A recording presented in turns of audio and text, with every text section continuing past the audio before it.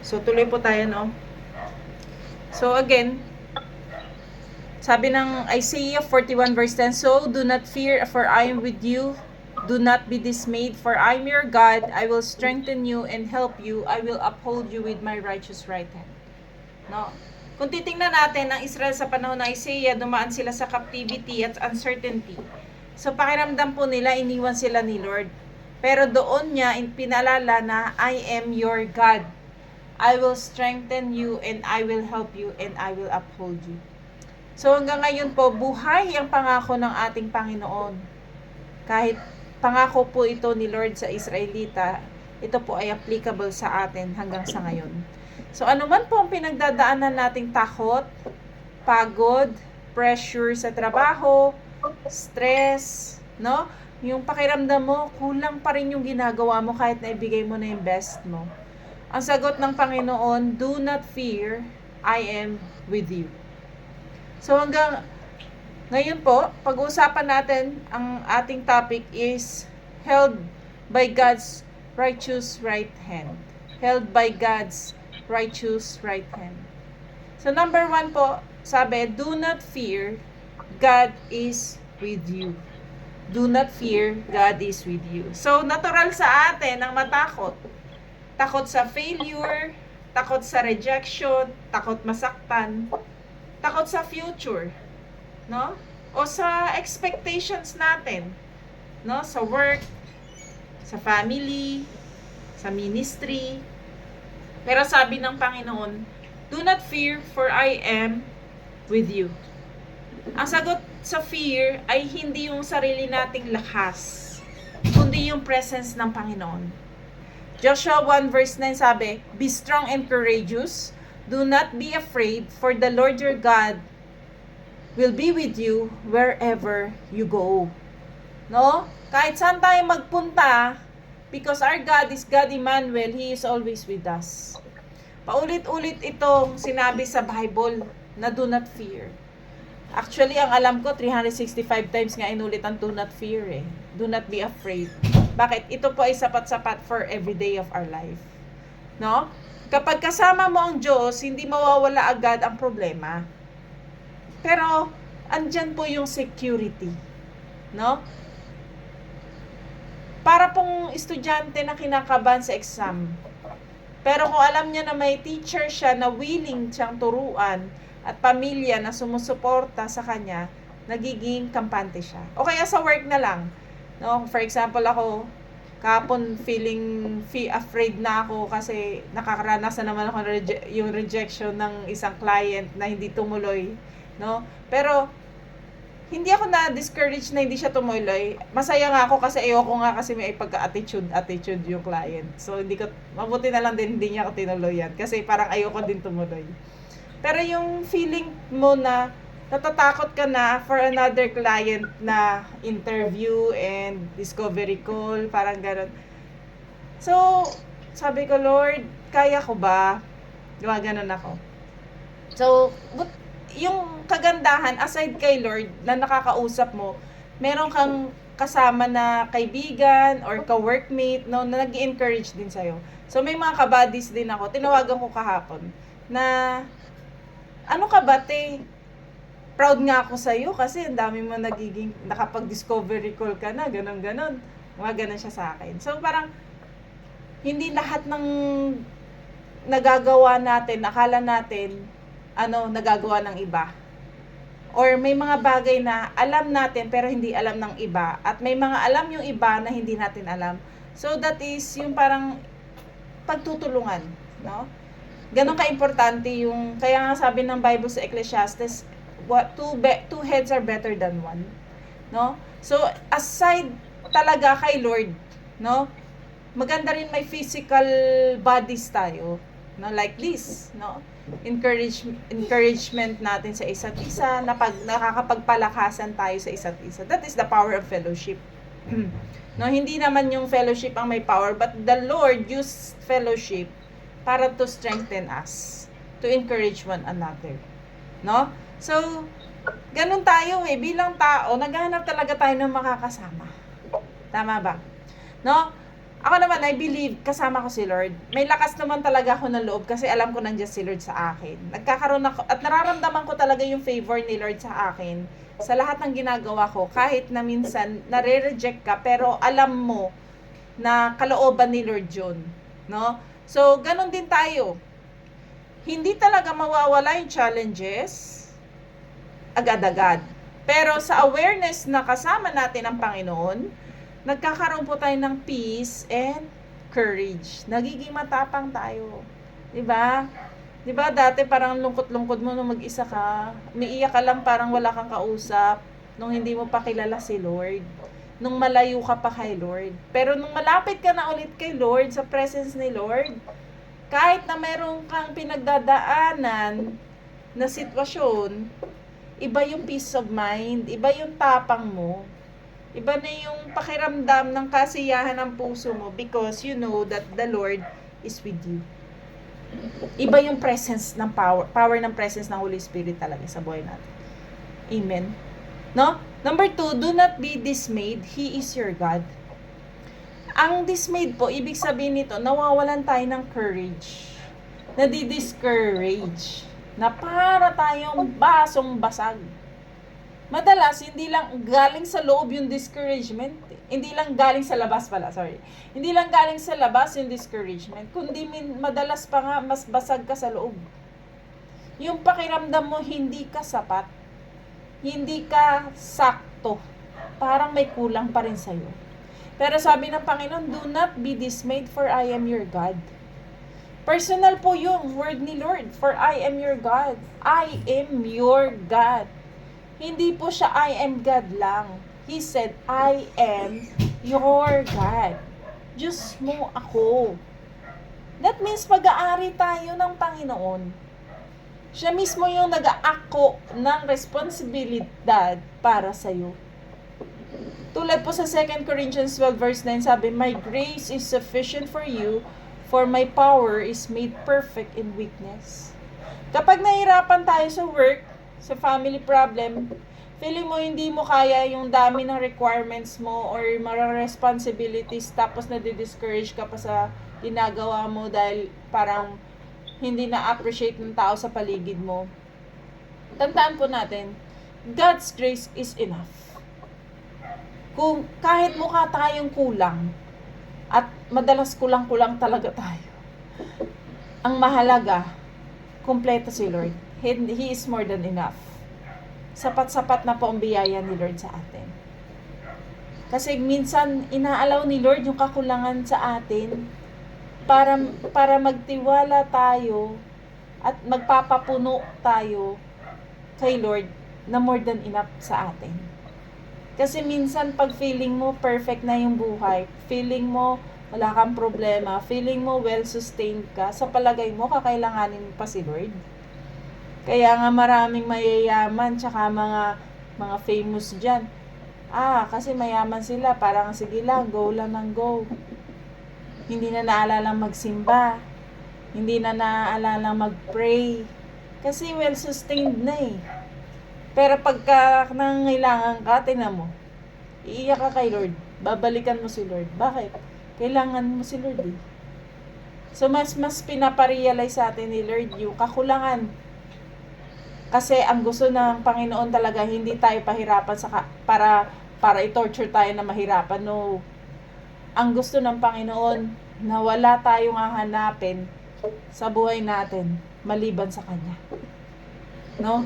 Kaya kahit discouraged tayo, wag nating kalimutan, hindi po tayo na-define ng failure natin or kahinaan natin.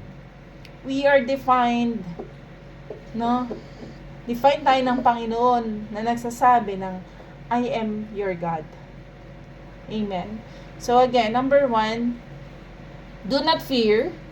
God is with you. Number 2, do not be dismayed. He is your God. Dismayed is also discouraged. And last, number 3, God will strengthen, help, and uphold you. So sabi ng verse, no, I will strengthen you, I will help you, I will uphold you with my righteous right hand. So tatlong bagay palalakasin tayo, tutulungan tayo, aakayin tayo. No? So last week pinag-usapan natin yung pagpapalakas din sa atin ni Lord, di ba? Sa Isaiah 40 verse 26 to 30, no? We will soar like wings, our wings like eagle. We will run and not grow weary. We will walk but not be faint. So karugtong ito ng Isaiah 40 verse 41 ito 41 verse 10. Another promise ng Panginoon na palalakasin tayo. No? At hindi lang tayo palalakasin, this time tutulungan ka pa niya, aakayin ka pa niya. So, imagine yung bata napapagod na maglakad. About 2 years old. Nung bata pa yung mga anak ko ganyan Pag napapagod na sa mall, papabuhat na yan Diba? Ganon So, parang ganon tayo kay Lord. Napagod ka na maglakad. Kaya mo maglakad mag-isa. Yes. Pero para kang bata. Na naglakad ka, napagod ka, tas maggaganong ka kay Lord. Lord, tulong. Buhatin mo ako, Lord. Diba? Tapos, bubuhatin ka ni Lord, tutulungan ka niya, at hahawakan ka niya, aakayin ka niya, i-uphold ka niya. That is different, no? Na isang klaseng pagmamahal na isang magulang o tatay o nanay sa anak. How much more yung pagmamahal, ang pagpapalakas, ang tulong at pag-akay ng Panginoon sa atin. Strength, ibig sabihin, bibigyan ka niya ng lakas para makabangon at magpatuloy kahit pagod ka na sa work, pagod ka na sa lahat ng ginagawa mo sa buhay mo. No? Help means, ibig sabihin po, maggagawa siya ng paraan kung saan hindi mo kaya sa sarili mo, no? Hindi mo kaya by your own, but the Holy Spirit will help you in every circumstances. Even people gagamitin ni Lord para i-encourage ka. No? Kasi hindi naman laging, yes, the Word of God encourages us. But also, God will add help. No? Pwedeng gagawa si Lord ng situation, gagawa si Lord ng, gagamit siya ng tao, no? To help us. Amen?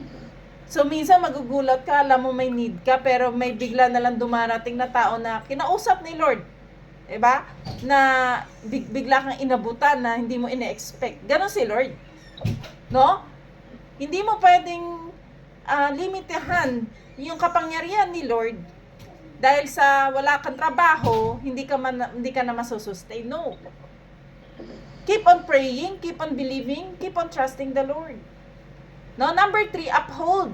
Ibig sabihin po, hindi lang tayo magkakaroon ng panandaliang tulong, bagkus God will sustain and support us even to the ends of the earth.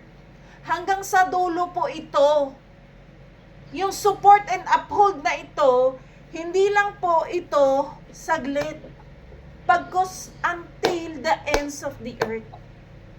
Diba? Ang tulong na pwedeng ibigay ng tao, panandalian lang. Tama ba?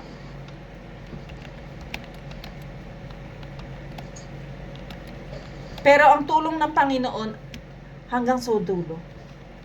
No?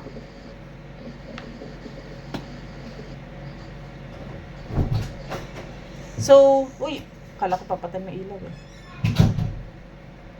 Amen. So,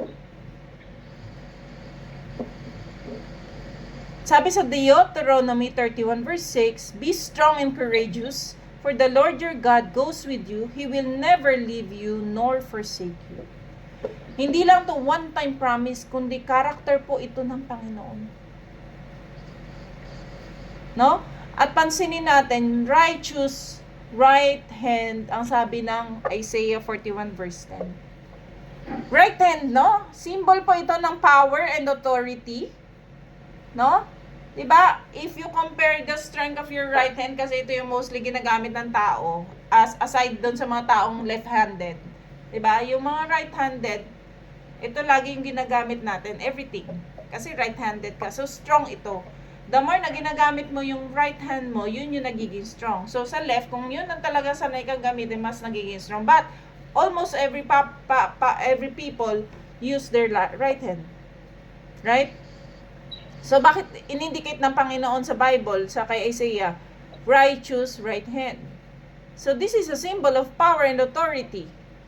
Hindi mahina, hindi nanginginig. Kasi I tried the writing sa left hand ko, hindi ko kaya magsulat kasi nanginginig at hindi ako sanay. Diba? Same thing sa atin. Itong right hand na to, hindi nanginginig, no? Kundi makapangyarihan po ang kamay ng Panginoon na humahawak sa ating mga buhay. No? Kahit ano pang deadline yan sa work, kahit ano pang pressure yan sa buhay, kahit ano pang family struggles yan. Sa lahat po ng laban natin, si Lord kasama natin. Amen. No? So, tatlo po. Tatlo po, again, ang topic natin, held by God's righteous right hand. Number 1, do not fear, God is with you. Number 2, do not be dismayed, He is your God. And last, God will strengthen, help, and uphold you. So mga kapatid, ang Isaiah 41 verse 10 ay higit pa po ito sa memory verse. Ito po ay life declaration. Kaya kabisaduhin po natin Isaiah 41 verse 10. Do not fear, for I am with you. Do not be dismayed, for I am your God. No? Do not fear, for I am with you. Do not be dismayed, for I am your God. I will strengthen you and help you. I will uphold you with my righteous right hand. This is your life declaration simula ngayon. Maging deklarasyon ng ating puso, ng ating isip, ng ating kaluluwa na do not fear, for I am with you. Do not be dismayed, for I am your God. No? I will strengthen you and help you.